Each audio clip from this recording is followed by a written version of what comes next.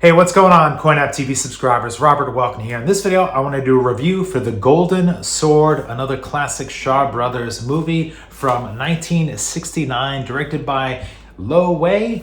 I have the Blu-ray here as part of the Shout Factory Volume 1 collection. And I'll talk about the Blu-ray in a second, and I'll give my letter grade in a little bit at the end of this video. This will contain some spoilers. So The Golden Sword, 1969, director Lo Wei. The IMDb synopsis is Pai Yu-Lung's father mysteriously disappears one night, and for 10 years, Pai searches for him in vain.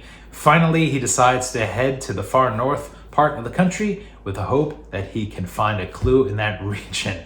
It's like a fetch quest. If you're playing Legend of Zelda games or something, it's like must find the father, follow all the clues, and get to the end of the game and then fight the dragon, right? But anyway, The Golden Sword stars Cheng Pei-Pei, who's in a lot of these early Shaw Brothers movies. She plays Chin-Fung, and also it stars Yuen, who plays Pai Yu-Lung.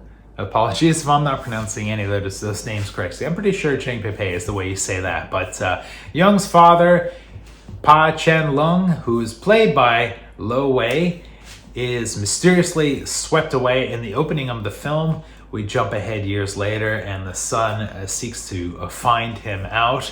Along the way, he connects with Cheng Pei-Pei, who's also a martial artist, and they become romantically involved, and they have the conceit, the gag that we see in many movies where the young girl is dressed as a boy beggar and the hero of the movie is kind to them, not knowing what happens. I'm trying to remember the movie. I know Alexander Fouchang did this in a movie recently. It was the same exact thing. I don't know why this is a trope, a conceit in a lot of these Shaw Brothers movies, but how people cannot recognize that that's a gal dressed as a boy is beyond me, but you know, it happens a lot.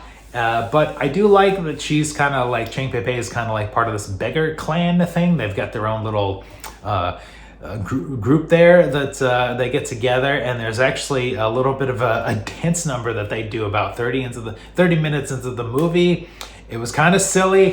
The choreography was not so great.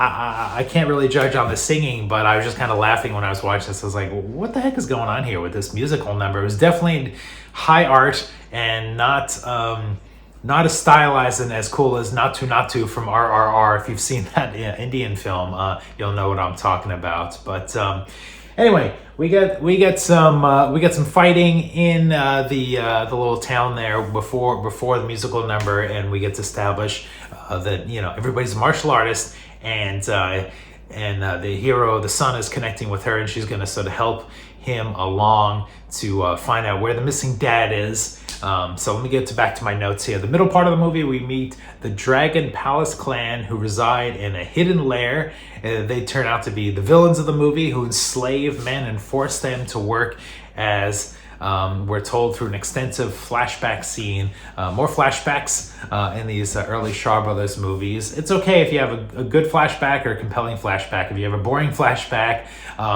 then I'm not a big fan of that. Strange narrative in the movie. This is from my notes here I wrote down. We start with the son trying to track down his father who vanished. Then halfway through the movie, we follow the wife trying to track him down. I actually got a little confused and kind of lost a little interest. It becomes very jarring, muddled storytelling. I think you're kind of sensing I'm not going to give this glaring, blazing reviews, but let's carry on. The third act is a bit of a mess with new characters showing up and random stuff happening that seemed very rushed. First part of the movie was very interesting, and I found myself bored once we got to the reveal of the Golden Palace stuff. Very little action. Mostly drama heavy, with the protagonist kind of falling in and out of the story. I mean, it was kind of interesting. Maybe there's some behind the scenes stuff in this movie where they were starting to film things, lost track, or, you know, I know these Shaw Brothers movies, a lot of things overlapped. Maybe something happened. Maybe somebody got injured and they had to start filming midway through, and they wrote the story differently, they'd adapt something differently. I don't know if you know some secrets about this movie, let me know in the comments below. But ultimately, I'm gonna give it a grade D+. It's not the worst movie, it's below average.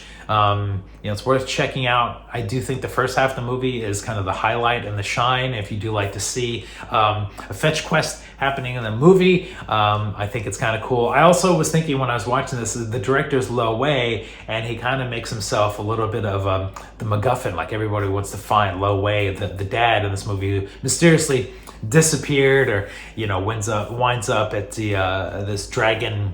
What did I write down? It was called the Dragon Palace. And I was thinking to myself, how clever is that? When I was making movies, writing movies, and directing movies years ago, I was in a lot of my movies also as the writer, director, and the actor. And I should have done the same gimmick where I should have made myself like the MacGuffin that everybody's like looking to find. It sort of elevates Lo Wei as sort of his character status a little bit. So I thought that was kind of a funny thing to do. So getting on to the Blu-ray, which looked and sound great, no complaints there. The Golden Sword does have an audio commentary by filmmaker Gilbert Poe, and so that kind of helped to watch this a couple of times and got some insight there. So let me know if you've seen The Golden Sword and what you thought of this movie and what your letter grade might be in the comments below. Thanks a bunch for watching this video. For CoinOp TV, we'll see you next time.